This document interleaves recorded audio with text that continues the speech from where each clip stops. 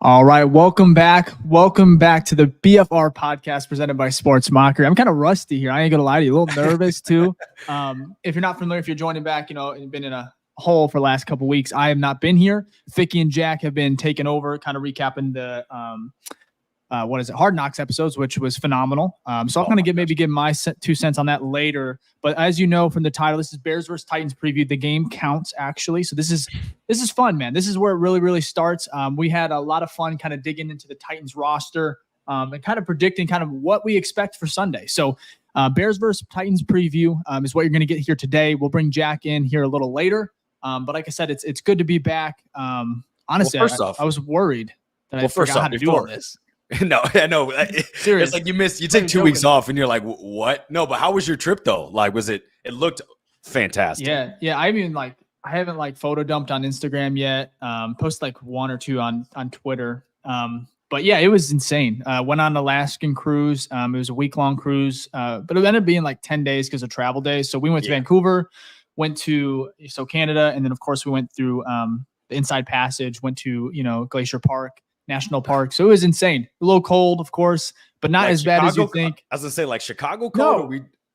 No, it was not bad. But I'll be honest, I'm done. I don't think I've ever gone on another cruise because I don't like the ocean. I didn't want to go on this in the first place, but it is like a bucket list item. So my entire family, some friends went too. So unreal experience. I'm glad I got the photos. I'm not doing it again. You and Jack are alike. Jack, when you were gone, we were talking about Jack's like, I will not step foot on the cruise. So yeah, Jack's here in the background, but it was terrifying. Now I slept great 6 out of the 7 nights. The second night we were kind of on so you stayed on the Inside Passage, and I know we're here for Bears versus Titans, but we stayed on the inside, kind of close to land.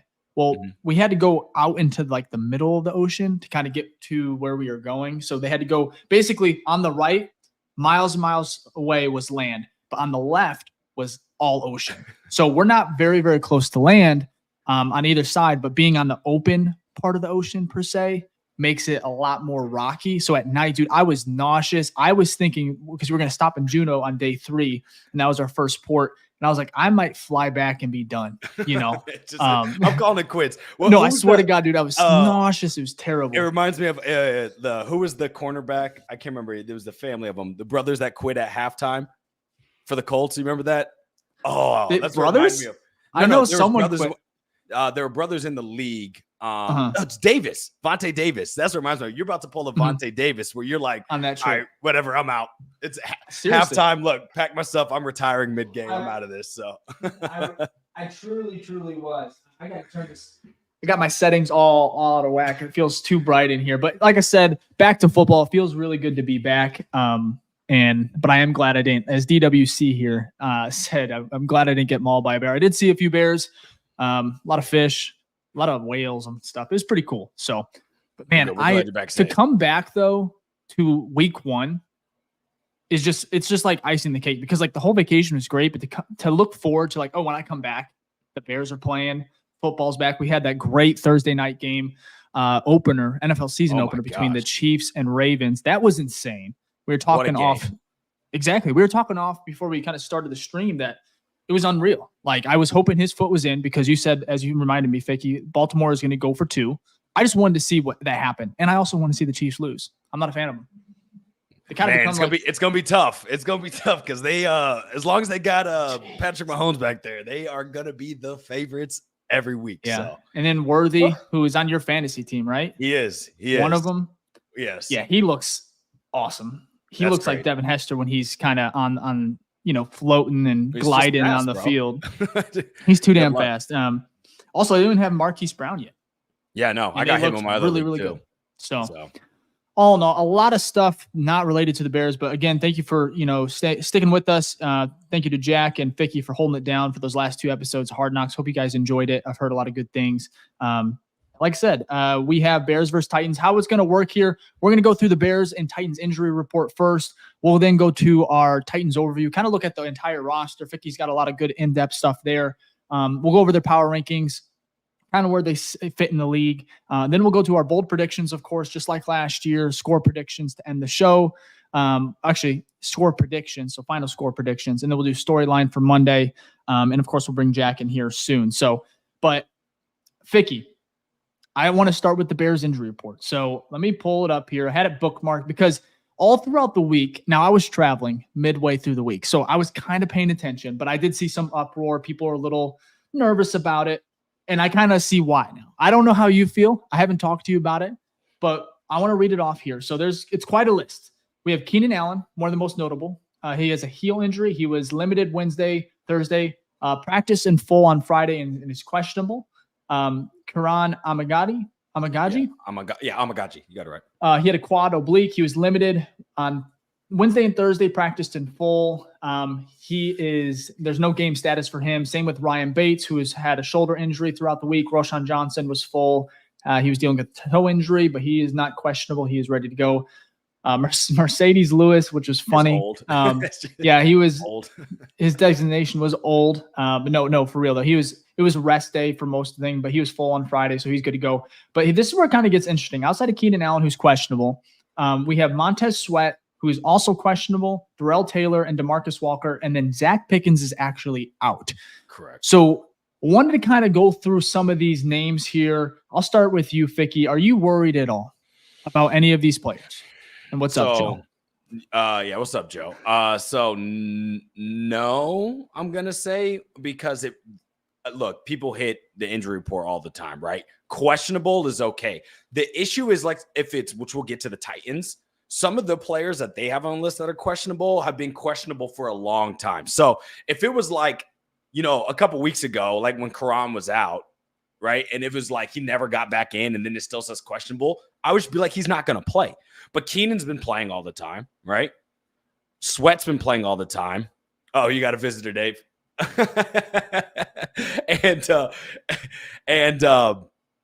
Who's the other one I was trying to think of? Keenan, obviously, I'm not worried about him. You have Montez. I'm not worried about him. Zach Pickens being out, he's like your defensive tackle 3, so I'm not worried about that. And then the third one was DeMarcus Walker. Now, if they actually don't play, then I'm truly concerned, because that's 3 defensive linemen if they're all out. Like if they end up not playing, I'm concerned about that defensive line as a whole. But my expectation is Sweat's going to play. My expectation is Walker's going to play. And my expectation is Keenan's going to play. So, like, I guess I just view it as like, look, they got dinged up or whatever. That's totally fine. But most of them practiced on Friday. Practiced today, so. I caught a little bit of that as I was dealing with my son. He's not used to it either. He's like, podcast? What's a podcast? Yeah, right. No, I agree with everything you really just said here. I think similar to like last year, I remember it being, I think it was actually a couple more players. So it was a lengthy list heading up to week 1 against the Packers. Now we ended up playing everybody. Everyone was there that was available. No injuries. I don't think any. The only thing that's different is Zach Pickens, who being out is kind of like a surprise. He must have tweaked something. It's a groin injury. So that's never good as far as depth goes. I would say Montez Sweat and DeMarcus Walker being questionable, it just worries me, because there's not a lot of depth over there, right? At that position. Yeah, for sure. I guess I just view it as like, it's questionable, but I guess in my head, and I could be completely wrong. No, you're right. But in my head, I'm viewing it like you're playing. You know what I mean? Because they used to have, what was the injury designations they used to have? Like probable or something, right? Yeah. I think the questionable is the new probable, right? In most scenarios. And then you look at, Keenan Allen being a full participant on Friday, right? He's questionable. He should be good to go. But again, that would be a huge miss for them. Oh, for sure. Not having Keenan out there. But I think it would be even bigger if you didn't have Montez Sweat or DeMarcus Walker. Because then it's like Will Levis is going to be, he's going to finish a glass of milk and still be able to throw. Like that's with a dip of mayo in it. But yeah, he's is that what it is? Is he a mayo guy or is he a milk guy? It's mayo in coffee or something like that. It's the weirdest thing ever. Either way, it's weird either way. But the thing is, like, you lose Keenan, you've still got DJ. Like, at the end of the day, DJ's wide receiver 1. And then you can even, throw in Rome, right? You lose Sweat, well, then DeMarcus Walker's your next guy up. You lose Walker, who do you have? Realistic, right? You can't expect Booker to. So Booker's going to have a big day. That's what I'm saying. A rookie, a fifth round rookie. That's if that is what you're betting your team on the defensive side of the ball, that is not going to work out in your favor. It's just not. So again, this could come back and bite us, but my expectation is that I just think they're going to play. Because I agree. There's been nothing prior before where there's been injuries throughout camp and things like that. So with those particular players, I will say that Zach Pickens, I know he hasn't had the greatest camp and he hasn't been probably talked about as much as he probably should be. And so it's been a little bit down, but to see him not be out there, you just like to see everyone kind of like last year go in and be at full strength. Yeah. But this is the NFL. This is what happens. So it's next man up.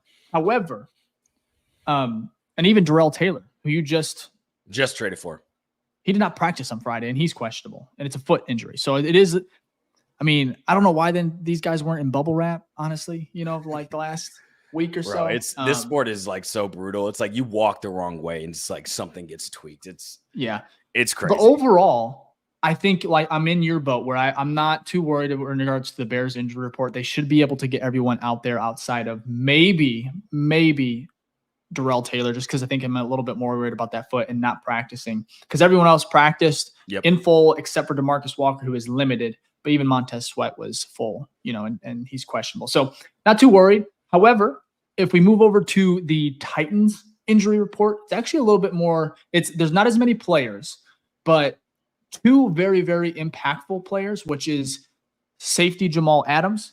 He did not practice all week due to a hip injury. Has he had that? Oh, a hip injury I can't before? remember. Yeah. He's had this. No, but like, has he been practicing? I guess I should have done. I didn't do my due diligence and see how long. Oh, no, he's out. He's out. I don't know how long has he had that? Like, has it been an off-season thing? Either way, he's out, which is, I know he's not the Jamal Adams of Seattle or even, where did he come from? Oh, my gosh. Giants? Was he Giants? He was. Was he Giants? And then they traded him to Seattle. Yeah, traded him to Seattle, yeah. Yeah, so Jamal Adams being out, I think, is big time. And then wide receiver DeAndre Hopkins, who had a knee. I think it's been questionable for the last, month or so in regards to what his status is for week 1. He was limited all week, and his game status is officially questionable. Linebacker Otis Reese had a concussion. He was limited all week, and he is out. And then cornerback Ficky. I don't know if I showed you this or not, but I'll share it. It's Shadobi Azui. I think that's how it is. I'm not gonna lie, I don't know that one. I'm not gonna lie. No, he has a calf injury, but he was limited on Friday, and he is questionable. So not as long as the Bears. However, two big ones, three honestly. Their linebacker Otis, and then Jamal Adams, and then Hopkins, I think, is leaning towards not playing either. Well, so Taylor Lewan, who does the the bus with the boys on Barstool and was an ex-Titan, he basically confirmed and said DeAndre's not playing. Then there was a report that came out that he's trying to play on an MCL. I think it was yesterday. That report came out, and I saw Levi H bring it up as well in the comments. But yeah, basically he was on bus with the boys and was like, yeah, he's not gonna play. So. I mean, I feel like I trust that. And to go back to how I made my decision about how I felt about the Bears injury report, where it's like, look, these are things that kind of came out of nowhere, but it's not like we've seen it for weeks and weeks. DeAndre's been hurt for 4 weeks. When he first got injured, his MCL, they said that it was going to be 4 to 6 weeks. We're just now hitting the 4-week mark. So even from that standard, typically the players don't come back like immediately from like their first open window. I know it's week 1, but you got to think long-term. Like if you're the Titans, I don't know. I just feel that he's not going to play. And I think that is a huge loss. Jamal's not obviously the guy of who he used to be. And he just signed with them like we said, he's not the Seattle type of Jamal Adams or even New York Giants, but still that's a starting safety. So having 2 starters on your team out and one of them being your best offensive weapon, I think that's way more impactful, like you said, than our potential limited, players. So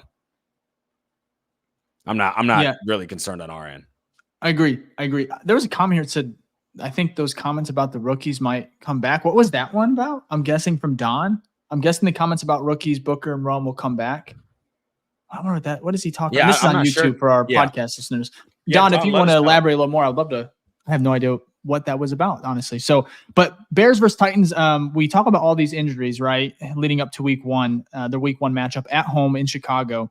The Bears are 3.5 points favorites at home, which is weird to be favorited in the first place. The Bears have not been favored for the most part in the last 2 years. So obviously you have to go out and prove it. The NFL is, look at the Packers. I think last year in week one, they had Christian Watson. Yep. He was out.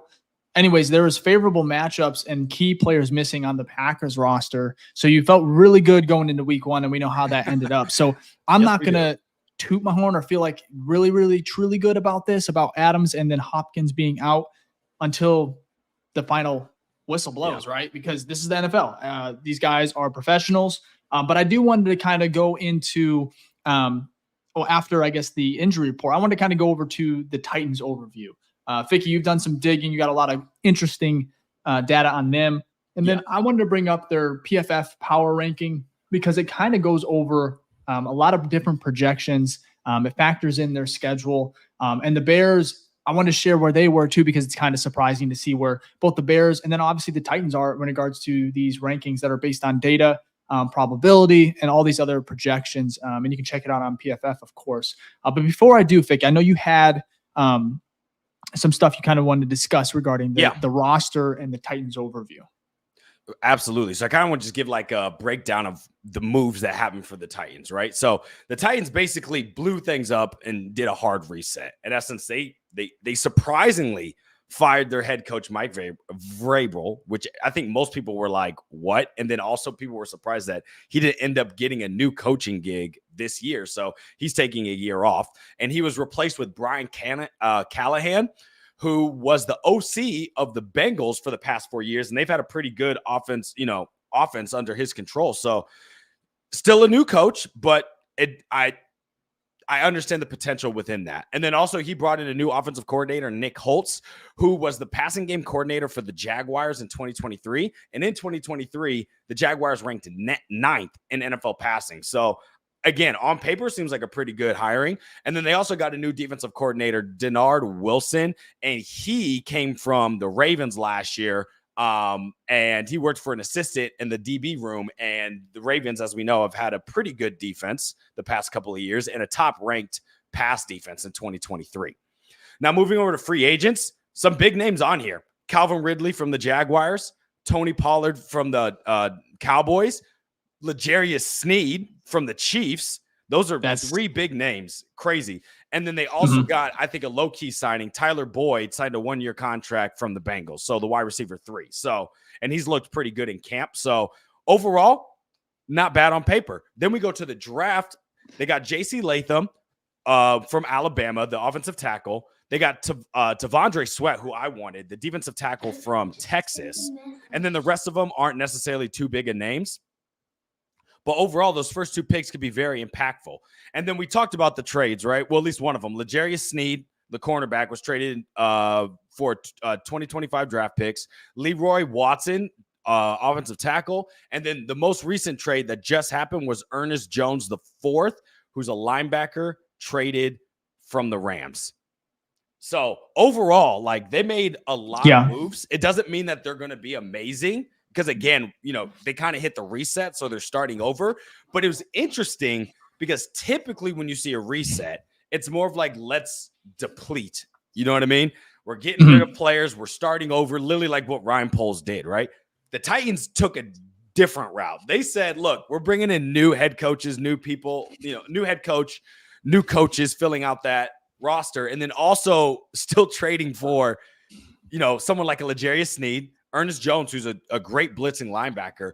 And then also you went and signed some big names like Calvin Ridley, who got a massive deal. So will it play out? I don't know, but it's an interesting strategy that they took this off. So the inside of the defense because you talk about Sneed, who's a lockdown corner, but the Chiefs also did really good I think they have some good corners we saw last night too. McDuffie still. Yeah. Either way, that's going to be a problem. I'm excited to see that matchup, but the problem is the Bears they're very widespread on weapons.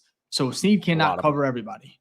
Sure can. Now, the biggest concern for me, because going over their changes, they still have Tavondre Sweat, Jeffrey Simmons on that inside interior defensive line, which is nasty. And it's going to be a huge, good first task or, challenge for the Bears offensive line, who is healthy, it looks like. So that's great. Also, Otis Reese, that we talked about him being, he's the backup inside linebacker. Ernest Jones is the backup to Jack Gibbons. But overall, I mean, this roster, when you look at it, like when I think the Titans, I just was like, the Titans. But they do have some players. Another one, left guard Peter Skoronski, that I was very high on. So he should be able to help. That offensive line should be good for Will Levis. They talked about Tony Pollard, who still has some burst. Tyjae Spears? Yeah, Tajay Spears as well. But, I mean, their wide receiver core, though, I mean, if Hopkins is out, you're looking at Ridley, Boyd, so Calvin Ridley, Tyler Boyd, Jaquan Brasker, Traylon Burks. It's probably going to be Traylon. Nick Westbrook, Ikine. So either way, it's like that depth after Hopkins is, I think, got to be a little terrifying if you're a Titans fan, right? Especially with the Bears secondary. For sure. So there's the concerning side for me with the Titans is that offensive line. They've upgraded, but last year that offensive line was dog shit. It was not. That's why that's why this year and last year their first draft picks were tackles. I mean, I know Skoronski moved to guard, but they're like, dude, this line's got to get fixed up. And I think last year they gave up like 295 pressures, which is like first in the NFL, and they gave up like 60 sacks or something like that. It was like so much. I could not believe it because I thought, we're used to our O-line kind of being sketchy. And I was like, oh my gosh. So you made a good point. Like, I think this game, like when you're talking about key matchups, it's the trenches on both sides. It's like, how does the Bears, our weakest part of our line is the interior. How does that stand up against their best part of their defense, their interior line? And then on the opposite side, you have a weak offensive line that's improved for the Titans, but, rookies in there, second years. And then you're going against, I know we're not a great defensive line, but you still have Montez Sweat, right? It is interesting because there is, so Nate Tice, he was previously on The Athletic. I think he's Yahoo Sports now. Yeah. He was on Hogan John's, of course, one of the best Bears podcasts out there. But it was a really cool conversation between those three. But Nate Tice said that he was actually really high on the Bears, higher than most on the Bears defensive line.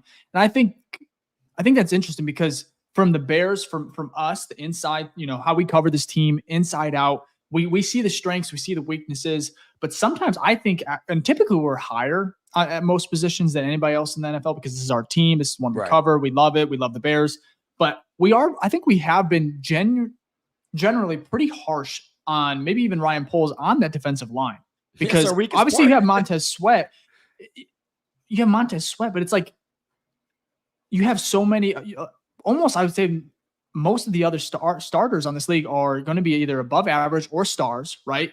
And then you have DeMarcus Walker, who I would say is average. Yeah. I don't know, maybe below. Depends below, how you. Yeah. Either way, I'm saying maybe we are a little harsh on that interior defense, and we're going to find out, I guess. Well, results are coming soon based on how they are. But I just think that, what were you saying, Fick? No, I want to give you two stats. I think it lays out perfectly why we feel that way, right? Of course, you have Montez. That's great. There's a lot of potential with the young guys. Absolutely. We got to see that. But last year, they had a win percentage, the D-line, of 33%. That was 29th in the NFL. They also had 249 pressures. That's 200. That's 26. It might as well be 200 in the NFL. So I think there's a lot of advanced stats and what we saw on the field that I understand why we would feel that way. Now, that could change. Javon Dexter looked really good in camp. A lot of people are high on him, and we saw some big plays in the preseason. If he steps up, that's huge. Now you've got an interior person that could cause wreckage, and then Montez is being Montez, and then you're hoping, right, a mixture of Booker, Walker, Billings, right, can give you enough as your third option that it can cause some problems. Billings is going to be a run defender. Like, he's great at that. I'm not expecting him to get tons of sacks, but he's very underrated. Oh, for sure. But Booker and Walker and whoever your DE3 is, Dom Rob, whatever it is, you're hoping a mix of that can give you some production, like almost like cumulative as a DE1. And then maybe this defensive line will not be top 10. It's not going to be top 15. But if you get like, top 18 or so, that's serviceable, especially with how good the linebackers in the secondary is. Yeah, I think there's a comment here on YouTube just now about, Eric Washington coaching them up. And I think it actually starts back to, if you take a look back at last year on those final 8 games, I think that's when everything started to click. And I wish we had the metrics or the data from then on, because they were arguably a top 5, top 10 defense during that stretch. No, and that's why I think a lot of people are so high on this team, or at least on that side of the ball heading into 2024, is based on how they finished last year, because the offense was good, better at the end of last year, but it was the defense that really propelled them to the heights that they were. Obviously, they didn't make the playoffs, but there was a lot of positivity on that side of the ball and overall on the team. So now you head into this year. It's like, I wonder if they would have had Montez Sweat to start last year, what would that defensive unit, like, where would this, I think the stats would just be a little bit better, if not substantially better. And so going into this year, I think that, sure, you might not have that second star edge rusher, but I would say most teams don't even have that, right? No. Because you have to pay so much. But right now the Bears have so many guys, so many young players still on rookie contracts or just relatively team-friendly deals. And so I think the defense should be able to pick up right where it left off. And I think one of the biggest things about Mercedes Lewis talking about on the 85 with Cole Kmet, which is an insanely good podcast. Like, shout out to tight ends here, like Travis Kelce having a podcast. And we got Cole Kmet joining the party. But if you haven't checked that one out, I think that's probably up there as well in regards to, because he gets to talk to current players, teammates. It's one of the more personal conversations too, right? They talk about everything, just from the game, of course, in life and their relationship. But one of the things with Mercedes Lewis that they just had him on last episode that dropped earlier in the week was talking about how, practice is harder than those preseason games. And Caleb Williams alluded to that as well. So going up against the Titans defense, I know they have some good players, but it's like Caleb and these guys talked about it. I think it's going to be easier. Now they have to prove it, but I think hypothetically that should be easier this week, because you don't have the defense that they've been going against in the Bears and that secondary. And also the Bears defense just kind of knows, you get to this point in camp or practice during the year. It's like they start to know everything, right? They, start humming a little bit more, start reading, jumping on things. So I think it's going to be a really, really good test for this Bears offense. And I'm excited to kind of get to our bold predictions and our final score predictions as well. But before I do, again, shout out to our sponsors, Sports Mockery and Fanatics, of course. Want to highlight them because, again, this year is going to be fun, and this show would not be possible without their support. So, of course, check them out, and you check out all my work at Sports Mockery as well. I'll have my bold predictions kind of in writing. That will be going up Saturday morning. So you can check that out, of course, in all my articles over there. And then I didn't even think the introduction was off a little bit today. Yeah, it's fine. So you can check out Ficky, who is a Chicago Bears content creator, him on all socials at It's Ficky Baby. He also has his own YouTube as well that he's been popping out some fun NFL content. So a little bit broader if you're looking for a little bit broader scope than NFL. It is funny though, because my first 3 videos had the Bears in it, and every single one of them. Maybe it was intentional, I wasn't thinking about it, but I was like, oh shit, So if you're wanting a little bit of Bears bias and some small NFL content. There it is. No, I'm just kidding. Check that out, of course. But now I want to kind of move forward to the kind of the power rankings from PFF. Kind of interesting. I have no idea where they actually have. I'm very curious. So, of course, they have. So this is the rankings prior to Week 1. This does not include the Ravens-Chiefs game. However, they had San Francisco 1, KC 2, and Baltimore was 3. Baltimore was 3. Buffalo was 4. Detroit was 5. So that's your top 5 right there. Makes sense. To get a perspective, the Bears right now. You want to guess where they're at? I'm gonna go 14. Okay, you're close. 4 spots down. They're at 18. That's more realistic. I like that. Yeah. So they have an average. So the average wins, and this is based on a lot of different simulations, but the average wins they came out for this year for the Bears was 8.6 wins. So about 8.5. Say 9. Okay. Yeah. The percentage to make the playoffs is 44%. Now their strength of schedule is 30th.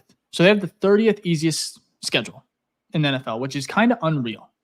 So what happens when you're fourth? You're in that when you fall into that fourth place in your division because you play all the losers. And I know it's different because you talked about the transformation that the Titans kind of organization roster went. So you're looking at a lot of different rosters potentially in 2024. Right, for sure. So even though you're playing these teams based on last year's win-loss record, you still have no idea. You're right. Right. But they have a 44% chance to make the playoffs. The Bears have a 21% chance to win the division. They have a 6% chance to win the conference championship. And of course, it goes down to 3% to win the Super Bowl. You're saying there's a chance. These are just numbers. Yeah, there's a chance. 3%. Now, this is where I thought it was interesting because you look at the Titans or Tennessee Titans, and where they're at. Will Levis is the signal caller. I think that plays a factor as well because you're only going to go as far as your quarterback. For sure. So they are 28th, tied for 28th. Right, they're tied for 28th worst or the ranking is 28th in the NFL. So tied with New England. They have a 26% chance to win or make the playoffs. Their win total is at 7.2, so about 7 wins, which is pretty bad, pretty good. But to give it perspective, Carolina's at 6.5. Jesus. So yeah. Okay. All right. That is good perspective. That is great perspective. Yeah. But that's what I'm saying. Then you look at the Bears who are at 8.6, so 8.5, a little above 8.5, projected wins. Then you got the Panthers at 6.5. So it is cool to see kind of how the analytics department, especially on PFF, they do a really good job kind of projecting all this and throwing all the numbers in there. But to have the Bears at 18th, I'd take that. Is good. Caleb Williams, it's an interesting, actually. What do you say here? So they rank the quarterbacks as well. So I think Caleb Williams he's almost top 12. So he's 14th right now ranked. Take it. I will take it. That's pretty good for a rookie. That's great for a rookie. That's amazing. Levis is right where the Titans are. No, he's a little higher. He's 24th. Somehow. Okay. Yeah. I don't know how they do it. I think they factor in the roster as well. So it's not just the quarterback. It makes sense. It makes sense. So you got to throw either way. I thought the power rankings for those two teams, especially prior to week 1, is a good way to kind of look at both the rosters and of course to see what they did. You talked about the acquisitions. We all know what Chicago did to see kind of where these two balance out among the NFL elites, right? So yeah, but I think that you can't take everything in 100%, and we obviously don't. But I think that still paints kind of a realistic picture of how we feel about the Titans and the Bears right now. And obviously we'll detail that when we give our score predictions, but it's not like no one's having the Titans looking like they're winning their own division, right? They might be the fourth best team in their own division, right? In the AFC South. Things can happen, crazy things happen, but on paper, based off last year, moves they made this year, I don't think people are like, oh, wow, this team could really take off. It's not like the Lions 2 years ago where you looked at it and people are like, well, they made a lot of moves.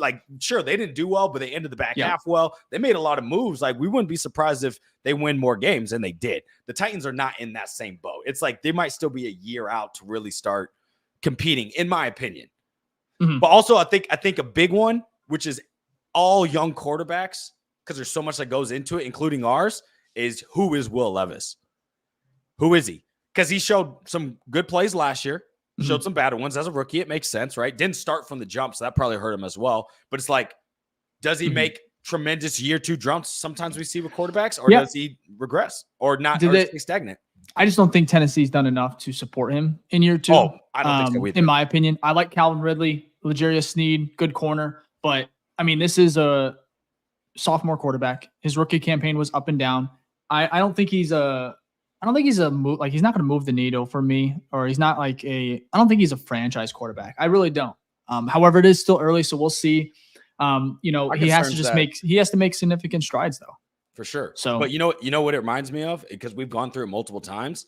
It reminds me of how the Fields treatment was. First year, not a lot of weapons. Second year, you get some, right?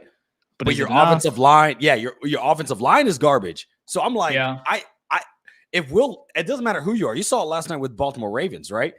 Luckily, it's Lamar, so he can run around everything. But he's so fast, crazy.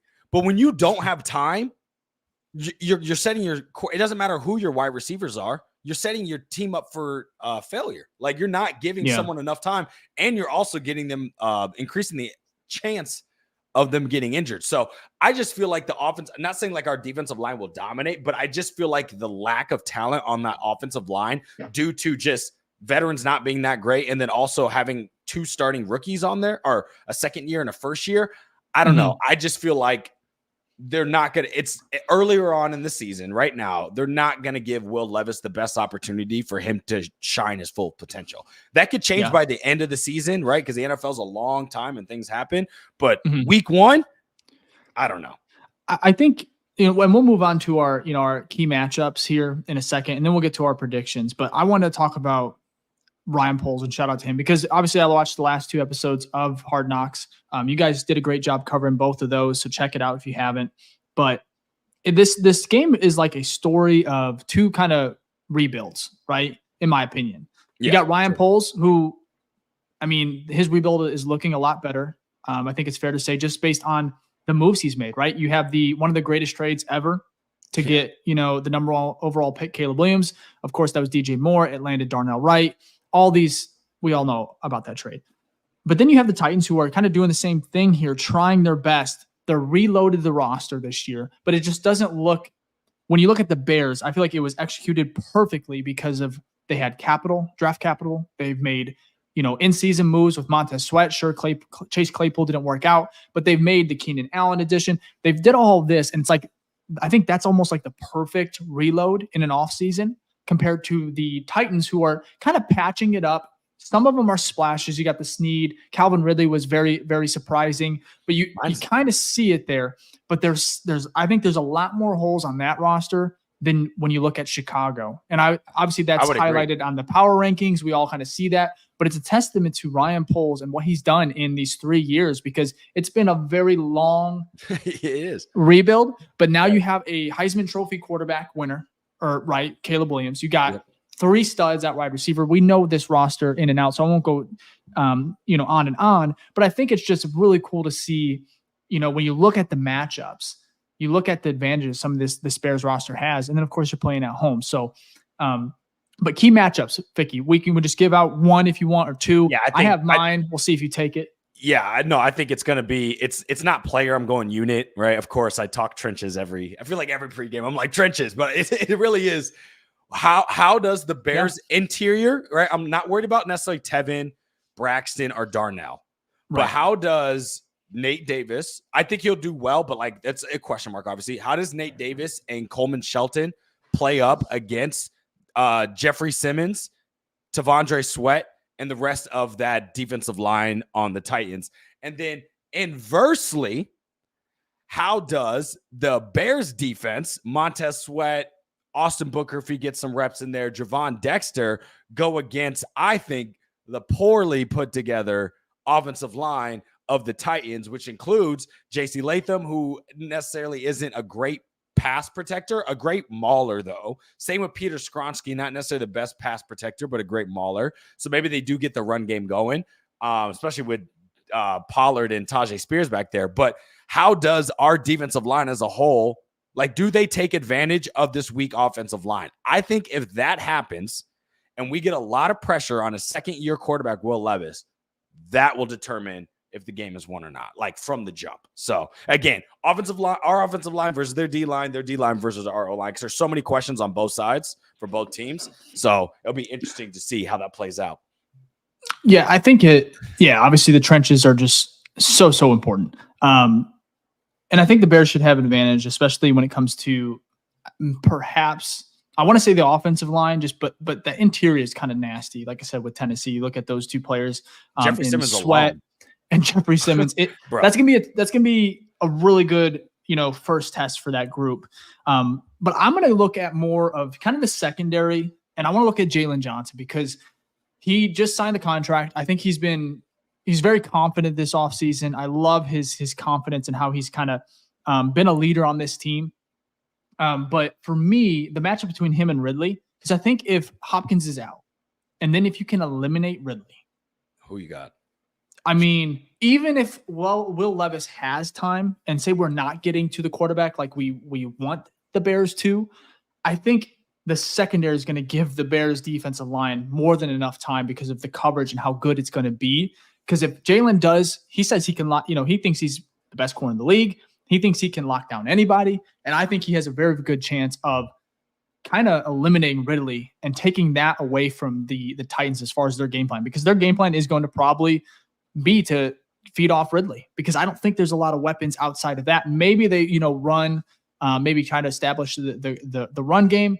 But I think that matchup right there is so key, and it's a matchup to watch, because I think if Jalen can do what we think he can, and he's done before, which is shadow or just lock down the side of the field that Ridley is lining up, I think that'll be really good. And then if he goes slot or something like that, you got Kyler Gordon, I think there's a really good opportunity here for the Bears to really make it very hard, very difficult on that Bear or that offensive or on that quarterback, Will Levis, to kind of push the ball down the field, because I think it's going to be so suffocating from the secondary, which should help.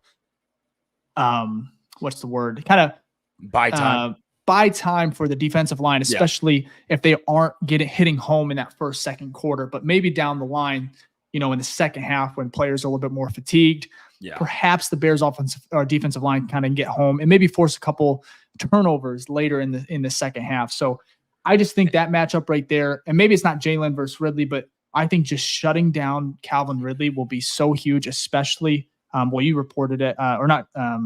What was it? The Barstool busting with the boys. Yeah, busting. If Hopkins is out, Ridley is truly, outside of Tyler Boyd, the number one guy you want to worry about here. Jack, can you bring up the last question about the run game? Because I think that's probably their game plan going in. And why I didn't make it a key matchup is because, not to take everything from last year, but if we looked at last year, we ended up being the number one rush defense last year. We only gave up 84 yards per game, number one in the NFL. The Titans obviously invested in their running back room by getting Tony Pollard. Tajay Spears looked good behind Derrick Henry last year. They might focus a lot on the run, but I feel like we're going to come out on that, on that side, that battle. I feel like that's very weighted in our favor, right? I could be wrong. It's week one. You don't know, but I feel like based off last year's tape, right, and having a lot of the same players on this team, we should fare well against that. So then it goes back to Dave's point where, hey, look, shut down the run. He's got to pass it to someone. There's another portion, though, I think that adds on to how good our secondary is, even though it's not technically secondary, but is our linebacker room. And why I say this, because there was a graph that came out this past week, basically about like yards allowed and success rate across the middle and passes. The Bears were basically they were top 3. In essence, they don't allow a lot of passes across the middle. And it makes sense, because as we know, why even Poles went out and got Tremaine Edmonds is because he's one of a better pass defender, because the dude's his wingspan's 15 feet. You know what I mean? The dude's 6'4". He's a ginormous. And then we know what TJ Edwards is, who's read him react like a motherfucker. He's just great. He can attack the ball. And we saw the turnovers they had last year. So you mix that in with Dave, like you said, the secondary. It's with Hopkins out, it's even if we don't get a pass rush, obviously you want to. But if we don't, are there going to be even enough open holes to dot us up? I don't think so. Second year quarterback? I don't know. I don't think that's the case. Yeah. So I'm with you on that. I think you're right with that run game and then the comments we're having here on YouTube. I think that will be a focal point, because Spears I like him a lot. He's a good fantasy player too. He saved me a couple times. And then of course we know who Tony Pollard is. He's also kind of electric, kind of in the screen game too. So for sure. And the Bears have been notoriously bad at stopping that at times. So, but it's a new, Ryan Poles likes to say, this is the new Bears. We don't want to focus on, the past and everything. So I think at the end of the day, I'm just ready for, the first snap, the kickoff, and we'll see what this team's really about, because I think it was it Jalen as well that talked about was it last week or maybe even this week earlier? I think it was earlier this week. He talked about, he was just kind of fed up. He's ready. It's good to see these changes, the energy, but he's at the end of the day, it's about how we perform, the results, winning. For sure. And that's what this Bears team needs to do. So And that's the thing with the offseason. You're sold on hope. Everyone's high on everybody. You know what I mean? Let's see it on the field. Let's see how it actually works. And we're about to find out within a week. Did I just get a Davy boy? I've never heard that. We're adding that one to the vocab. All right, Tito here with the $5 super chat on YouTube says, well, look who graced us with his presence. Well, hello, Davy boy. My B-Day is Sunday, and all I want is a Tito's and a Bears win. Hopefully. And if the Bears lose, you'll probably finish that Tito's for sure if you're talking about the liquor. But yeah, happy birthday. Appreciate it. Thank you for the $5. Thank you, Tito. Happy birthday. And thank you for the new Dave nickname. We appreciate that one as well. Hello, Davy boy. Yeah, no, that's not going to stick, unfortunately, what I've been told. Sources. But it's good to be back. I want to go ahead and kind of move on to our predictions because there's so much you can kind of analyze, because at the end of the day, you just got to play the games, right? Yeah, exactly. So we're week 1. Anything can happen. You're just hoping the Bears can kind of pull this one through. So again, we're going to move to our bold predictions, wrap up the show with both the bold predictions and our final score predictions. We'll bring Jack in here. Jack, if you want to hop in, we'll bring you in, kind of get you a part of the predictions, which I actually am going to write these down because last year we did a terrible job kind of remembering, and we need to make sure that we figure out how we're doing here, because I want to kind of keep our own records here. So Jack will have his win-loss record and so forth. And then, of course, our bold predictions. We got to be held accountable. We got to be held accountable. I feel I agree. So, yeah, thank you, Jack. Let's see here. So we couldn't even. But funny part for the people that watched our last show, me and Jack spent like 5 minutes talking about how we should have wrote down our Rotten Tomato scores because we kept forgetting.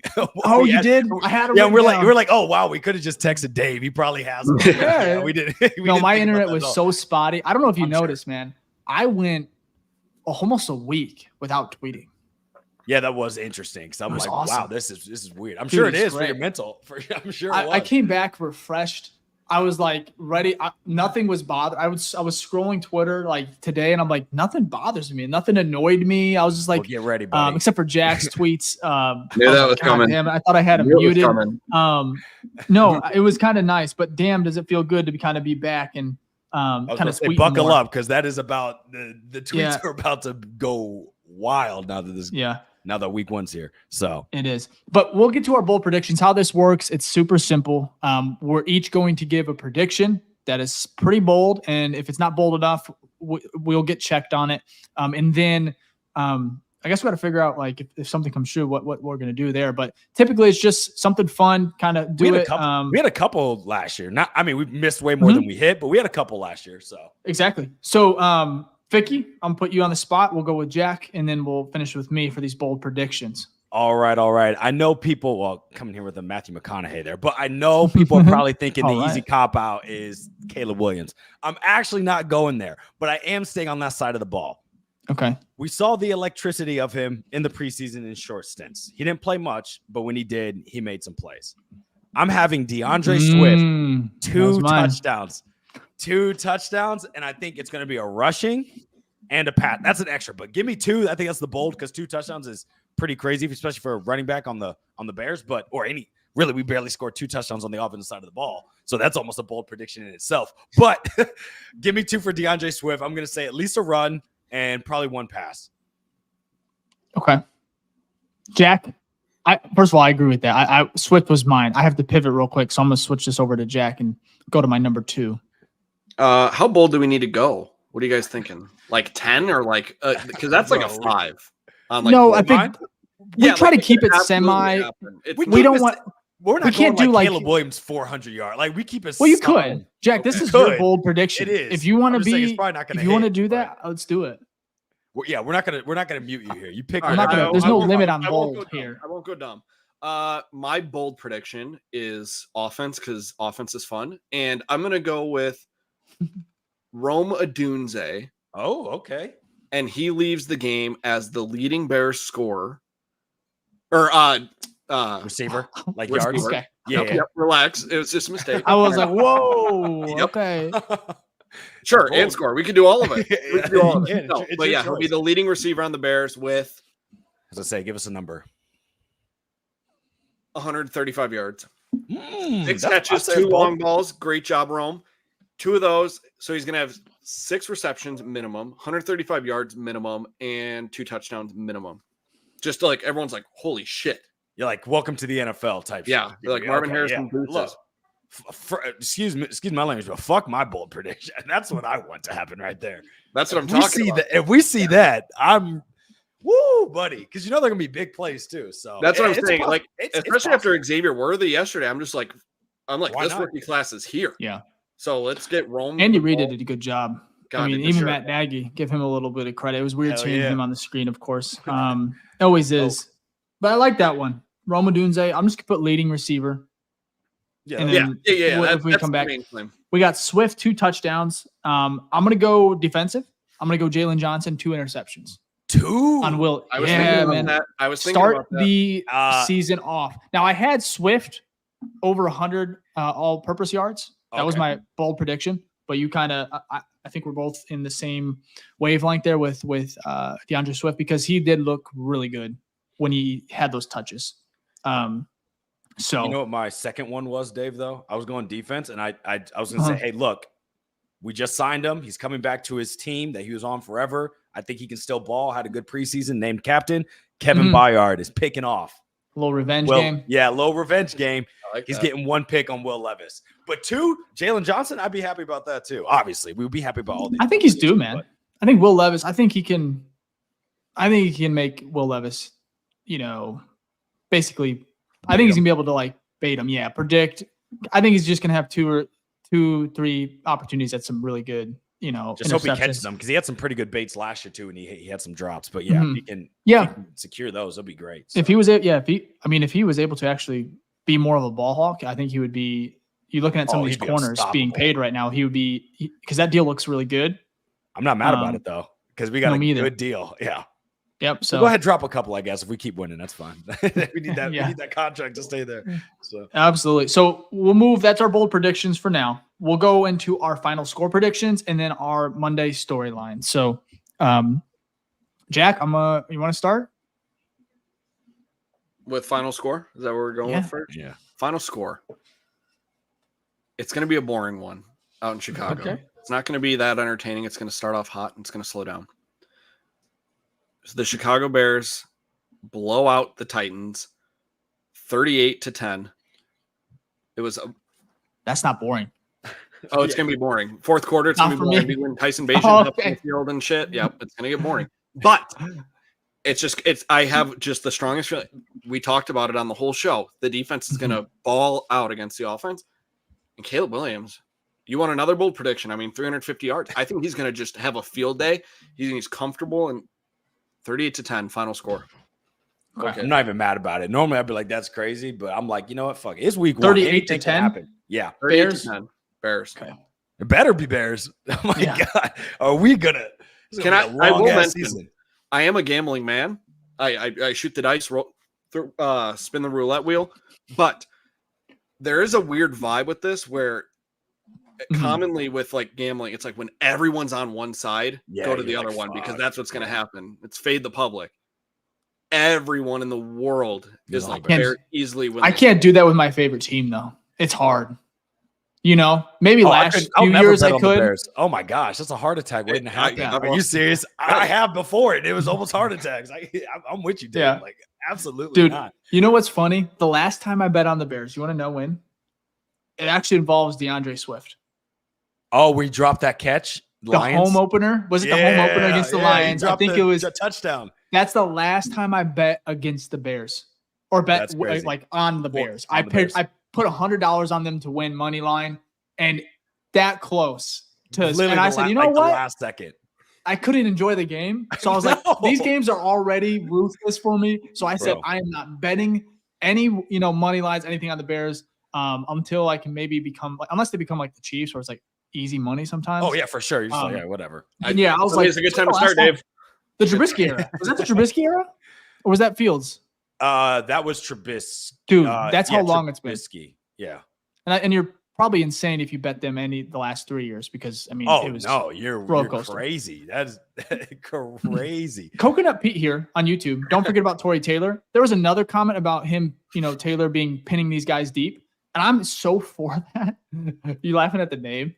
You just go ahead and Coconut Pete here. I mean, smooth transition. Dude, I'm not even mad about it. But I said the name too nonchalantly. I know that. But that is the YouTube name here. Shout out to Coconut Pete. But I think that Torrey, when we do punt, I just don't want to see him out there too often. No, unless it's a boring fourth quarter, right? That Jack just alluded to. Mm-hmm. But I would love to see 2 times, maybe 3 max, him out there and just helping flip that field position. So would all right, let's propose one real quick before we go to my score prediction. Would you, because you want to see Torrey Taylor so bad, not like in a bad way. I'm like, you want I don't want to see him at all. Okay, so I was gonna say, that's would you mind losing 3 points? Mm-hmm. Like, let's say we blow out, but you get to see Torrey Taylor punt in a blowout punter.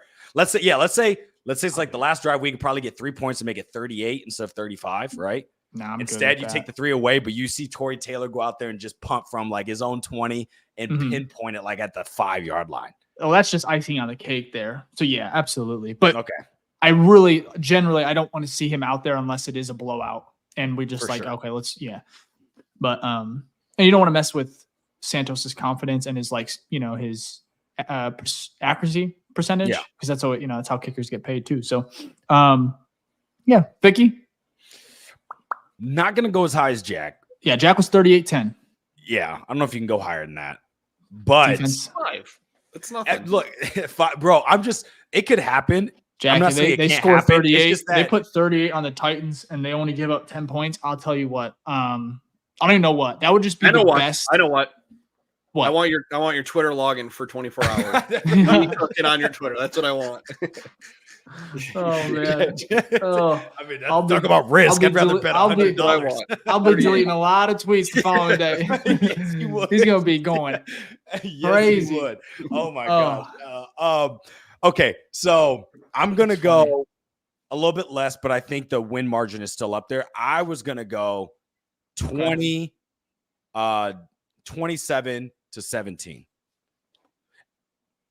Okay. I think though. It's final score, so it is what it is. But I'm thinking that it's actually not as close as what it is, and it's like 27-10, and they kind of you see it in the NFL all the time. Their last drive in the fourth quarter, they get a score to make it within 10, but it's like, the game's out. But I'm going 27-10. That's interesting. What was that? 3 touchdowns and 2 field goals? Yeah, because I don't think they score touchdowns on everyone. It's just Caleb misses a throw here or there, something goes wrong. So I was struggling with this because I almost had them going with 27 points because of how electric I think the offense should be. But it is week 1. I think that's always fluky and weird. For sure. So I think, and then Caleb's a rookie and the Titans could kind of bottle him up in that first half, similar to how we saw against, was it the Bengals that entire first quarter? I know he couldn't hear from his helmet, but Caleb did struggle. It was inaccurate at times. I think there might be a moment, and it's going to be early, perhaps, in that first quarter. It may even take the whole first half might be weird, right? We might be looking at like a 10-7 Bears winning at half. But I think the Bears do pull it out. I think they're more talented. I think Caleb Williams is better than Will Levis. Even at this point, not even stepping foot on the field in regards in the regular season. But I think he just, as the game goes on, I think he's going to start to get it. He's going to start to heat up. And I think it's very important that the Bears come away with the win, because you're going against the Texans in week 2. This is a must win for me. I know it's weird to say week 1. It's similar to last year. I think it's the Packers. We saw it, right? I thought that was a must win at home. And it, to really set the tone, maybe change the tides, and we got our ass kicked. And then we start out 4-4. Oh my But God. for me, I have the Bears actually winning a close game, 24-17. Not because I think the Titans are so much or even close. I don't even think they're in the stratosphere of the Bears as far as roster. But I think that it's being week 1 and how weird it is. It's going to be a feeling out party as far as like the Bears and the offense and then the defense, the Titans. I just think it's going to be a little wonky in that first half, but I think the Bears actually come away with a 24-17 win. But I don't think it's as close like you said, Ficky. I think 24-17. I think it might be 24-10 at one point. Mm-hmm. And then a late touchdown. Of course, then you got the little nerves, right? And I think Caleb and company go out, they get a couple first downs and close out the game and win it 24-17 at home. So I hope it's not. I hope it's a 20 or 38-10 win. I hope it's a blowout. Like, that's what we need. Because then you imagine dropping 38 on their head and you go into you're feeling you're feeling, you're 5-0 essentially, right? Right. Yeah. But 1-0, but then you have that matchup. The marquee is a Monday nighter, Sunday night. Sunday night. But 1-0 start, not only just a 1-0 start, but then you drop 30 plus. The confidence will be high. Insane. Vibes are already high. And Caleb is already confident. But could you imagine this team seeing a rookie quarterback, seeing their guy go out there, drop 38 or 30 plus, whatever it is? I mean, that would just resonate both on the defense, but then the offense, right? So you got this defense that's probably going to, I think no matter what, they're going to produce this week. But then have them going against CJ Stroud, and then they have a guy on the other side of the ball in Caleb Williams where you can count on him and this offense to go get you points when you need it. The defense hasn't had that, right? Justin was electric at times, but there was never consistency. Right. And so maybe, just maybe, they might have that. And shout out to Justin Fields, who is probably starting this week. I was about to say that. I was like, it just dropped that from Schefter that it looks like Fields is starting this week. Yeah, I didn't say it earlier. I thought I saw the tweet. Hell yeah. Wait a second. Let me see if I can find it. I'm pretty sure it was from Schefter. That's all. I saw it midway, and we were talking on some stuff, and I was like, I'll bring it up later, but I'll have to confirm it. I'm looking right now. Yeah, I haven't seen it, but no there is. I know there's Rappaport. Rappaport. That's huge, though. Not just because rooting for Fields, but the Bears. If he plays 51 snaps, 51% of the snaps, you got a 4th-round pick, right? So maybe he can take the starting job and keep it, and we'll see from there. What happened to Ficky? Let's just watch him. I can't hear you. Sorry, my headphones now went I out. can. Of course, they're still not here, but I know you guys can hear me. So let me set up my headphones again. Pre-game show, we love it. That's why it's pre-game, not post-game. Post-game's even crazier. Speaking of which, we will be going live right after the game. We'll have a voicemail line that we'll be dropping on all of our socials and, of course, the BFR socials as well. It's very easy. All you got to do is press the link, and you can hit literally a button to record, and it just sends it into us. We play them. It's super fun. A few of them went viral last year, both on our TikTok, Instagram, and YouTube. So if you want to be a part of that and have a chance just to be a part of the show and part of the community, we definitely encourage that. So, boys, I think that's it. I have final score predictions. Jack, 38-10. Ficky, you have the Bears winning 27-17. And, of course, I have it 24-17 Bears. Bold predictions, we have Jack with Rome Odunze, the leading Bears receiver. Ficky, Swift, 2 touchdowns. And, of course, I had Jalen Johnson with 2 picks. So we'll see. We'll recap these on Sunday, hopefully after a Bears win.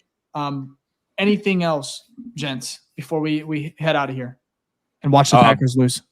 Do we want to do our final storylines. Headline? Yeah, we my can do bad. that quick. And then before we do that, let me do our quick ad read real quick. Yes. First, ad read, it's our stuff. But first off, you're here, appreciate it. Thank you so much. If you want to give us a like and subscribe, it's free. It really helps us out, pushes our show to the algorithm out there to help gain new fans and viewers like y'all, which are fantastic because we're really trying to build a community here. So we appreciate that. Also, speaking of community, we had another Patreon member join this week. Alex did, so we appreciate that. Shout out to Alex. And we do have a Patreon, like I said. If you want to join, it is the BFR Den app on Patreon. You can find the link to the description in the YouTube description below. And on there, we have giveaways every month. We have Zoom calls every month. We have our Madden League, which we actually be starting up here soon. A bunch of other stuff, extra content, mailbag episodes, a bunch of great stuff in there. We have a free tier if you just want to join and kind of see what's going on in there. And we also have 2 tiers, our rookie Grizzly tier and our Hall of Fame Grizzly tier. So if you want to support us, please check it out. Also, if you want to support us with merch, we do have a BFR store. That is thebfrstore.com. Shirts, hats, hoodies, whole bunch of great stuff. It's about to get cold here soon, so definitely get up on the hoodies. I got plenty of them.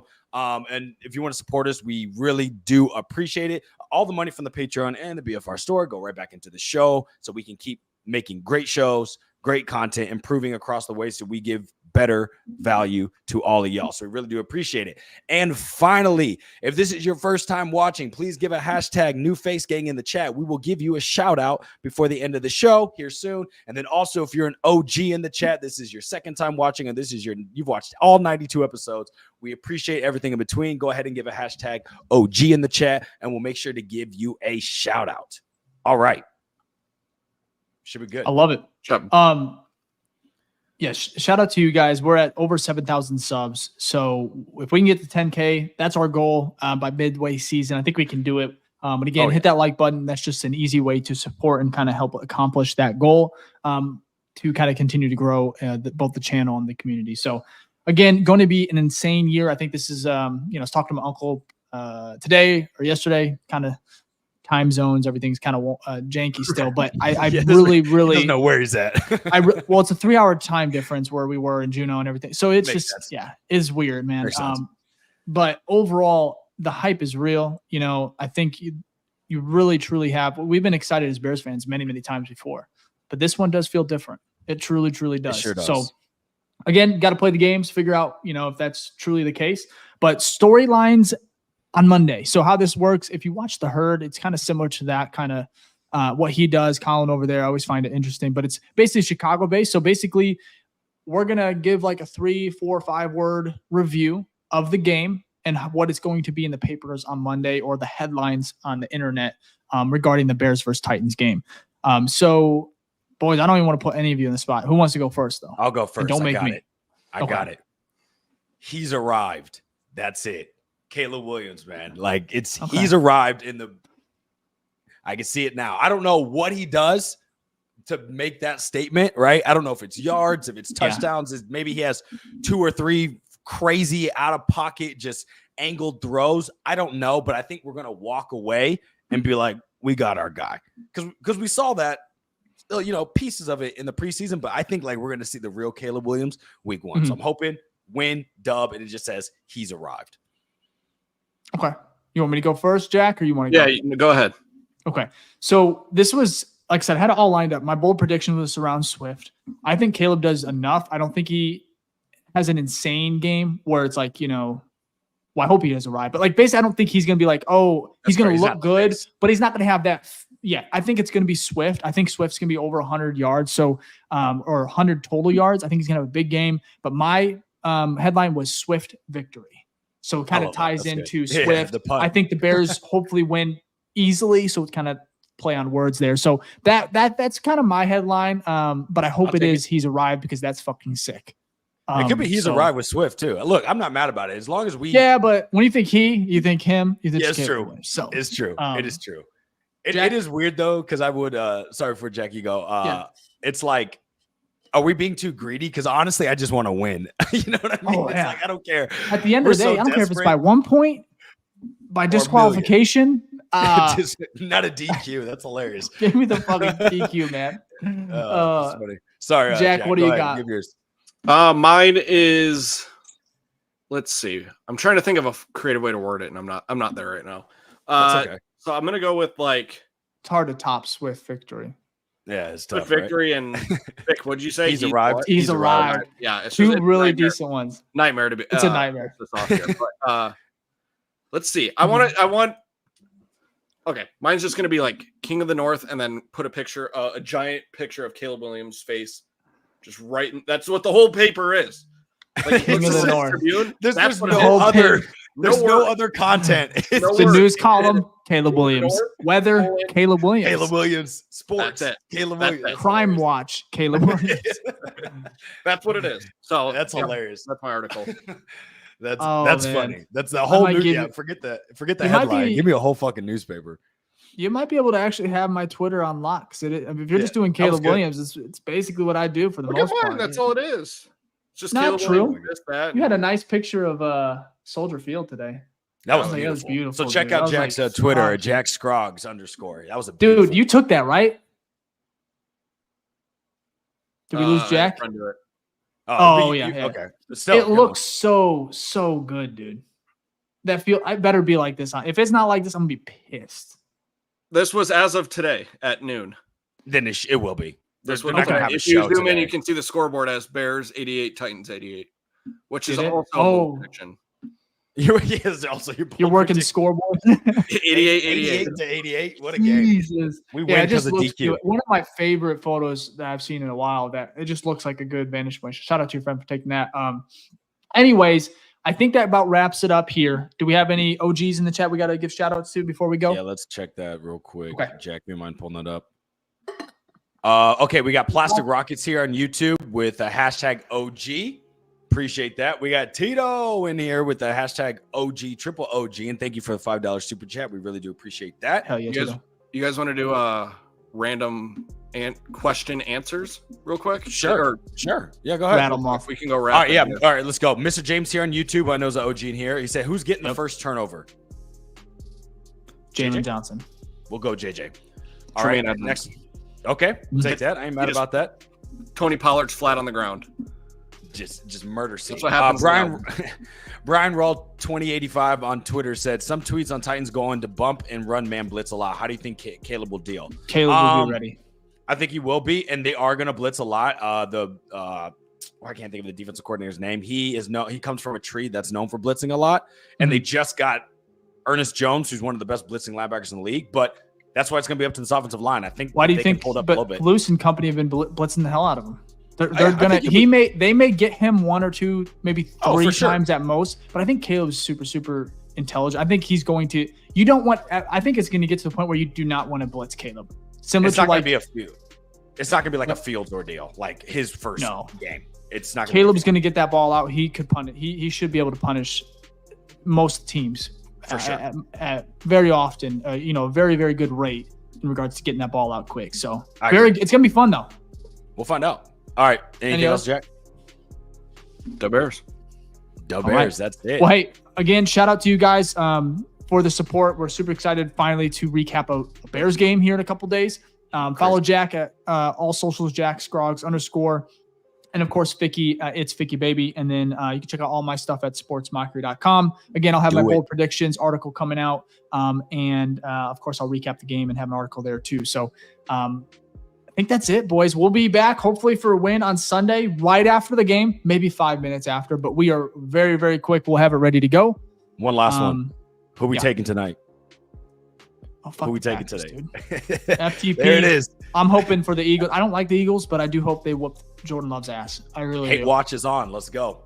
That's how it is. And I think we finished just before the game starts. That was the goal. So if you guys, again, thank you for joining us. If you were here live with us, if you're watching or listening, we appreciate that too. So see you in about 2 days. Peace.